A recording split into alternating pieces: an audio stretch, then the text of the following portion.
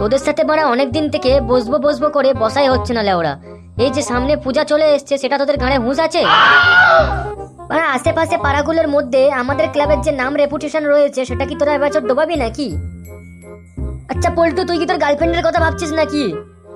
দেয়ালের কোলে যে ব্যাটটা পড়ে আছে দেখা পাচ্ছিস, ওটাতে তেল মাখিয়ে মেরে তোর আমি সেটা ভেঙে দেবো।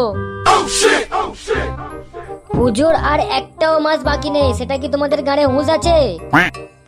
আরে পল্টুদা, কি যে বলো না, ওই জন্য তো তোমাকে ফোন করে ডেকেছি এই পূজার মিটিংটার জন্য। আমাদের মধ্যে তুমি সব থেকে সিনিয়র, তো আমরা কি নিজে থেকে সব ঠিক করে নেবো বলো? ঠিক আছে ঠিক আছে, আমাকে আর তেল মাখাতে হবে না। মারা কি করবি বল আগে, চাঁদা তুলতে হবে তো নাকি?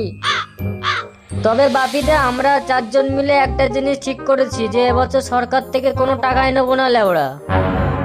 হ্যাঁ বাপিদা, একদম খেঁচা একদম ঠিক বলেছে। দরকার পড়ে চাঁদা কিছুটা বাড়িয়ে দাও, কিন্তু অনুদান একদম নয়। না না ঠিক আছে, সে আর বলতে হবে না লেওড়া, আমি ওদেরকে তার আগেই মানা করে দিয়েছি। আর তাছাড়া বাপিদা, এটা কি আর এবছর থেকে হচ্ছে? কয়েক বছর আগে থেকেই চলে আসছে, তো তখন তো অনুদান দিত না, তখন যেভাবে চলতো সেভাবেই চলবে, কোনো চাপ নেই। ঠিক আছে ঠিক আছে, কতটা ওঠে আগে দেখ, তারপরে আমি ম্যানেজ করে নেবো, চাপ নিস না। তা তাহলে আমি কি বলছি, কাল থেকে বেরিয়ে পড়, ঠিক আছে? আর বেশি দেরি করিস না, পূজা চলে আসছে, চাঁদা তুলতে বেরিয়ে পড় কাল থেকে। কাল তাহলে মানে ঝুমা বৌদির বাড়ি থেকে আগে শুরু করব। কেন কেন পল্টুদা, মানে ওখান থেকে কেন শুরু করবে? জুমাবতীর বর রতন দা তো বলে দিয়েছে বাড়ি এসেই চাঁদা দেবে, তো ওখানে বাড়িতে গিয়ে চাঁদা চাইতে তো বারণই করে দিয়েছে, তাহলে ওখানে কেন যাবে? দেখ মানে ক্যাবলা, বেশি গুলোবি না লে, ওরা যেটা বলছি সেটা কর, আমার সাথে চল। ঝুমা বৌদির সাথে আমার ভালোই চলে, তো বেশি চাপ নিস না, ঠিক আছে? আমার সাথে চল, আগে ব্যাপারটা দেখ কি হয় তারপরে। না তুমি যতই বলো, আমি যাচ্ছি না। যদি রতন দা একবার জানতে পেরেছে যে ওনার বাড়িতে গিয়ে আমরা ওনার বউয়ের কাছে চাঁদা চেয়েছি, তাহলে মেরে ঘটি বাঁকিয়ে দেবে, আমার দরকার নেই বাবা। আরে আরে পল্টু দাও, ক্যাবলার কথা বাদ দাও তো, আমি আর খেঁচা আছি তো, আমরা 3 জনেই যাব চাঁদা চাইতে। চলো চলো। ল্যাওড়াগুলো, এই তোরা দায়িত্ব নিবি শালা, একটা চাঁদা তুলতে বলেছে সেটা নিয়ে তোর ঝগড়া লেগে গেছিস।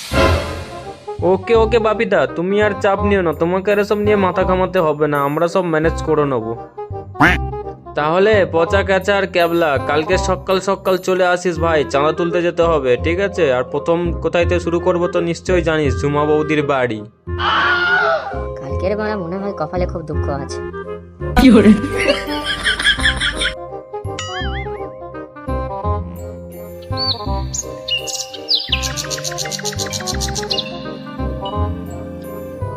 বা আমাদেরকে আসতে বলে লাউড়া পল্টু দাদা কোথায় গেল বনা, তার ঠিক নেই। দেখ বাড়া, কাল রাতে হয়তো ঝুমা বৌদির কথা ভাবতে ভাবতে কোনো একটা কিছু করেছে, ওর জন্য এখনো উঠতে পারছে না।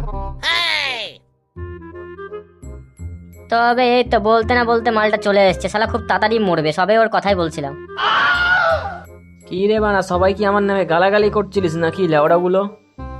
আরে না না পল্টুদা, কি যে বলো, তোমার নামে আমরা গালাগালি কি করে করতে পারি বলো? জানি জানি বানা, তোমরা কতটা বাঞ্চো। ঠিক আছে ভাই, ওসব বাদ দে, চল চল তাড়াতাড়ি চল, ঝুমোতে বাড়ি যেতে হবে। পল্টুদা মানে চলে এলাম তো চাঁদা নিতে, যদি রতনদা থাকে কিন্তু মেরে সেটা ভেঙে দেবে মানে সবকটার। আরে বানা, তুই চাপ নিচ্ছিস কেন? আমি লেওড়া সব খবর নিয়েই তবে এসছি, মানে রতন এখন ঘরে নেই, বুঝলি? আরে পল্টুদা, দেরি করছো কেন? বৌদিকে ডাকো এবারে। ও ঝুমা বৌদি, ঝুমা বৌদি, আমি পল্টু এসছি গো। বলো বলো, কি দরকার? না আসলে মানে এবারে পুজোর চাঁদাটা নিতে এসছিলাম, সেটাই আর কি। কিন্তু আমার হাজবেন্ড তো কাজ থেকে এসে ওই গিয়ে ক্লাবে দিয়ে আসে, আর তাছাড়া তো এখন আমার হাজবেন্ড বাড়িতেও নেই। হ্যাঁ সে তো জানি, ওই জন্যই আমরা এসছিলাম। মানে তুমি দিলে একটু বেশি ভালো হতো বৌদি। আচ্ছা আচ্ছা, ঠিক আছে ঠিক আছে, আমার বর কালকে টাকা পাঠাবে, তো তোমরা কালকে এসো, আমি চাঁদা দিয়ে দেবো, ঠিক আছে? ঠিক আছে বৌদি, তাই হলো, আমি কালকেই আসবো। আজকে তাহলে আমরা চললাম। তোমাদের কথাবার্তার মানে কি আমি আর বুঝি না, তুমি আসো পল্টু, কালকে তোমার হচ্ছে ব্যবস্থা। পল্টুদাটা মানে এতটা উদ্গান্ড মাল হয়ে যাচ্ছে দিনকে দিন, ওরা আজকেরও দেখ দেরি করে আসছে, এখনো আসার সময় হয়নি। ঠিক আছে মানে আমার নামে আর গালাগালি দিতে হবে না, চলে এসেছি। তাহলে পল্টু দা চলে এসছো তো, আর দেরি কিসে? চলো তাহলে যাওয়া যাক ঝুমা বৌদির বাড়ি। সে তো যাব, কিন্তু তোরা না, আমি একা। কেন কেন পল্টুদা, মানে তুমি একা কেন যাবে? আমরা কেন যাব না তোমার সাথে? কালকের পরে আমাদেরকে সবাইকে নিয়ে গেলে আর আজকের যখন সব ফিক্স হয়ে গেল তখন একা একা চলে যাচ্ছে মধু খেতে। যাক মারা বাঁচা গেল লেওরা, অন্তত পরে কেলানি খেতে হবে না। বেশি বকিস না তোরা বানা, যেটা বলছি সেটা শোন, চললাম আমি, ঠিক আছে? দেখলি তো মারা পল্টুদা কিরকম শিয়ানা মাল।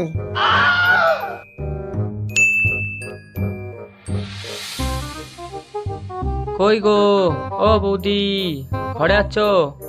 হ্যাঁ হ্যাঁ পল্টুদা, আমি ঘরে আছি, তুমি চলে এসেছো চাঁদা নিতে?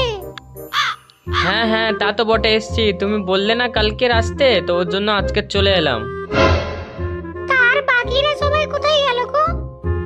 না ওদেরকে আজকে আর নিয়ে আসেনি, বেকার কাবাব মে হাড্ডি হয়ে কি করবে বলো? মানে? না না সেরকম কিছু না, বাদ দাও। ঠিক আছে তাহলে ভিতরে আসো।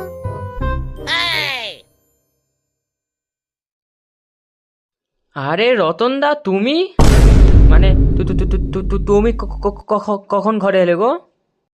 তোদেরকে আমি বলেছিলাম যে ক্লাবে গিয়ে চাঁদা আমি দিয়ে আসবো, আমি ঘরে নেই, তাও তুই আমার ঘরেতে এসছিস। তবে রে বেটা, আজকে তোর একদিন কি আমার একদিন।